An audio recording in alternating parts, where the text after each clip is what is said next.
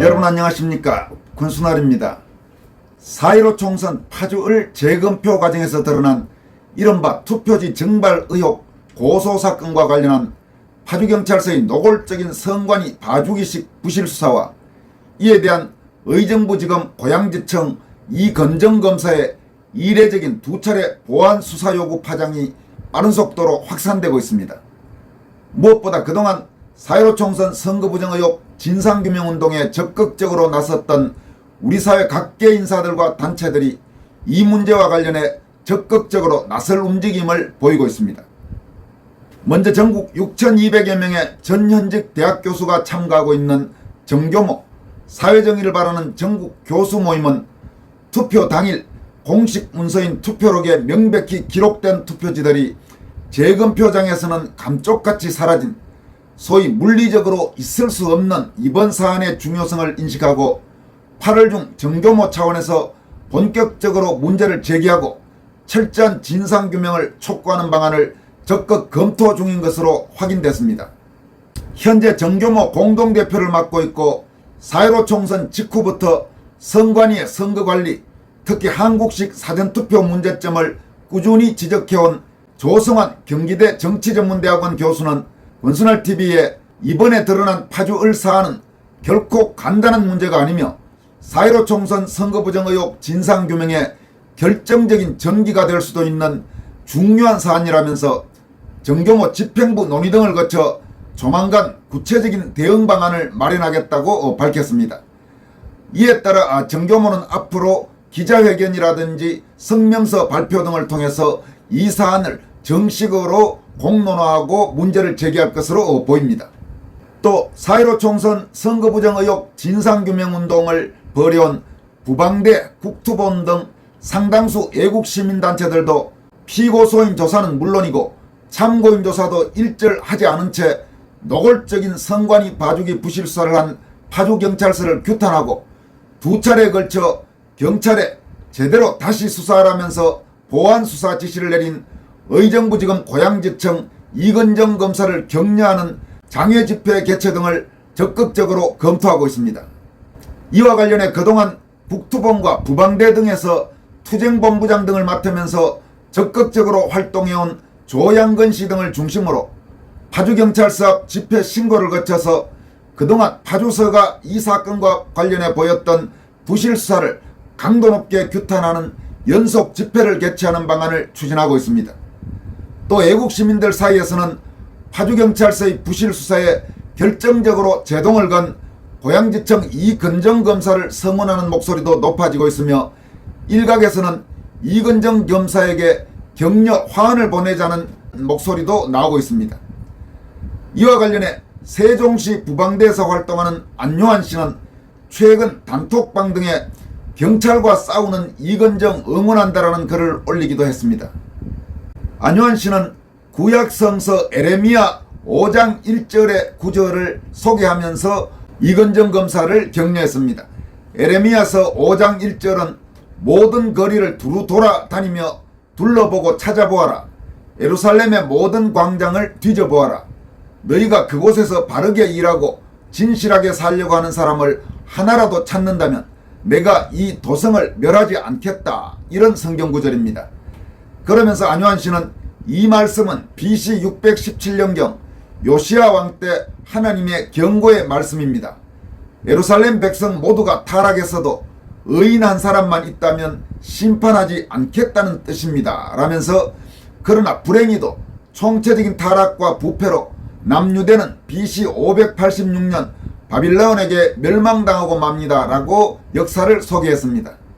이어서 그는 10대 부국이었던 베네수엘라도 정치인과 사법부의 부정선거 카르텔과 차베스 같은 독재자의 등장으로 10년 만에 폭망하고 말았습니다. 하지만 우리에게는 이건정 검사라는 의인 한 사람의 등장으로 한 줄기 희망이 보이네요 라면서 3년째 부정선거와 힘겨운 싸움을 하는 우리 곁에 호련히 등장한 수호천사 이건정 검사에게는 꺾이지 않는 용기를, 사악한 파주경찰에는 뜨거운 맛을 보여줍시다 라고 강조했습니다.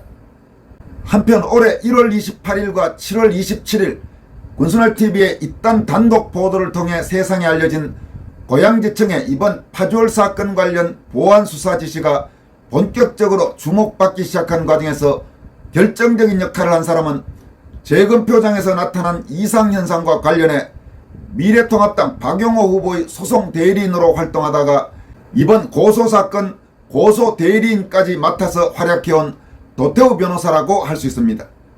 실제로 도태우 변호사는 제가 이 사안의 심각성을 인식하고 세부 사항들을 취재하기 위해 올해 초부터 지금까지 여러 차례에 걸쳐서 접촉했습니다. 이 과정에서 그는 구체적인 관련 팩트들, 가령 언제 고소 소송을 제기했는지, 또 언제 경찰이 불송치 결정을 했는지, 그리고 또 언제 검찰 구체적으로 의정부지검 고양지청이 경찰에 보안수사 지시 또는 보안수사 요구를 했고 같은 구체적인 팩트들을 일일이 다시 확인해서 정확한 내용을 보도할 수 있도록 협조를 아끼지 않았습니다. 도 변호사는 이번 사안뿐 아니라 지난 몇 년간 4.15 총선 선거부정 의혹 등과 관련된 4.15 총선 선거부정 의혹은 물론이고 그 외 여러 많은 사안들, 도 변호사가 정말 대한민국의 자유민주주의와 법치를 지키기 위해서 그동안 많은 활동을 해왔습니다. 가령 김일성 회고록 판매금지 문제라든지 혹은 강규영 명지대 교수가 문재인 정권 시절 KBS 이사에서 해임당한 사건의 해임 청구 소송의 변호사도 바로 도 변호사였습니다. 이런 여러가지 사안과 관련해서 제가 취재를 하는 과정에서 도 변호사와 많은 접촉을 했습니다. 그런데 도태우 변호사는 변호사로서의 바쁜 일정 속에서도 취재 관련 요청에 단 한 차례도 불편한 기색을 내비친 적이 없습니다. 만약 그가 한 번이라도 취재와 관련된 전화를 했을 때 뭔가 조금 불편한 기색을 내비쳤다면 그 다음에 다시 전화하기는 쉽지 않겠죠. 그런데 도 변호사는 지난 몇 년간 단 한 차례도 그런 일이 없었습니다. 따라서 도 변호사와 관련된 여러 사안들을 상당히 정확하게 취재해서 여러분들에게 전할 수 있게 도 변호사가 정말로 많은 협조를 해주었습니다. 그런 측면에서도 도태우 변호사에게 정말 감사한 마음을 갖고 있으며 시청자 여러분들도 도 변호사에게 아낌없는 성원을 보내주기를 부탁드립니다. 이어서 살펴볼 소식은 법무부가 수사준칙 개정안을 입법예고해서 경찰의 수사 관련 무성의한 수사에 제동을 걸었다는 이야기입니다. 이번에 고양지청과 파주경찰서 사이의 사안도 이런 부분과 무관하진 않습니다만은 문재인 정권 시절에 이른바 검수완박법 강행한 이후에 상당히 지금 문제가 많이 발생하고 있습니다. 이런 측면에서 법무부가 뭔가 지금 현행법 안에서라도 보완을 할 필요가 있다, 이렇게 판단한 걸로 보입니다. 법무부는 경찰 권한을 대폭 축소하는 내용의 수사준칙 개정안을 마련했습니다. 경찰의 수사 종결권을 축소하는 한편 검사가 경찰에 보완수사나 재수사를 요구하면 경찰이 제한된 기간 안에 이를 이행하도록 의무화했습니다. 가령 이번에 문제가 된 파주을 고소사건의 경우 여러분들에게 전해드렸다시피 검사가 경찰에 지금 2차례나 보완수사를 요구했습니다. 올해 초에 이미 보완수사를 요구했는데 제대로 수사를 하지 않고 경찰이 다시 무혐의 불송치 결정을 하려고 하니까 고양지청의 이건정 검사가 이례적으로 2차례에 걸쳐서 다시 보완수사를 요구했는데 바로 현재의 검찰 경찰 간의 수사권 문제와 무관하지 않은 부분이라고 할 수 있습니다. 법무부는 이 같은 내용의 검사와 사법경찰 간의 상호협력과 일반적 수사 준칙에 관한 규정 개정안을 입법 예고한다고 7월 31일 밝혔습니다. 입법 예고 기간은 8월 1일부터 9월 11일까지입니다. 이게 준칙에 관한 규정 개정안이기 때문에 법률이 아닙니다. 따라서 국회에서 더불어민주당이 방해해서 막을 수 있는 그런 내용은 아닙니다.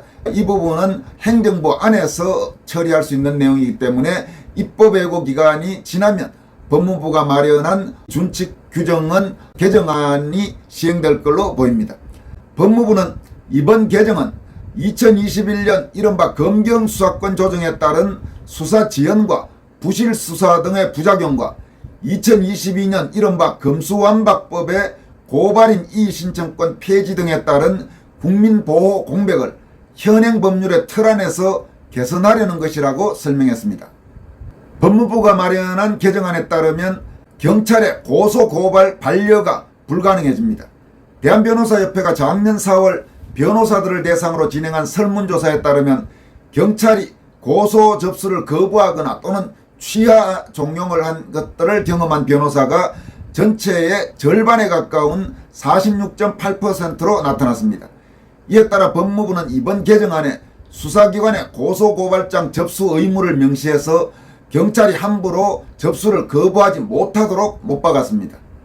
또 수사 지연 해소를 위해 수사 기한도 정비했습니다. 검사가 경찰에 보완 수사를 요구하려면 1개월 안에 하도록 의무화하고 경찰은 검사가 보완 수사나 재수사를 요구하면 3개월 이내에 이를 이행하도록 규정했습니다. 또 송치 사건에 대한 보완 수사를 경찰이 전담하던 보완 수사 경찰 전담 원칙도 폐지합니다. 수리한 후 한 달이 지난 사건 등에 있어서는 원칙적으로 검사가 보완 수사를 할 수 있도록 했습니다. 이와 함께 경찰의 수사 종결권도 축소합니다. 앞서 검경수사권 조정에 따라서 경찰은 혐의 없음, 죄가 안됨, 공소권 없음, 각하 사유로 판단하는 사건을 경찰에 송치하지 않고 자체 종결할 수 있었습니다. 다만 경찰의 불송치 결정이 위법하거나 부당하면 검사가 재수사를 요청하는 게 가능했는데 이마저도 1회로 제한되어 있었습니다. 아울러 고발인의 이의신청권이 폐지되면서 고발인의 이의신청을 통한 사건 송치가 불가능해졌고 고발 사건에서는 검찰의 재수사 요청과 송치 요구가 사실상 유일한 구제 절차였습니다. 법무부는 이런 한계를 개선하기 위해서 기존의 재수사 요청 횟수 제한은 유지하되 요청한 사항을 경찰이 이행하지 않을 경우 검사가 사건을 송치받아 마무리할 수 있도록 보완했습니다.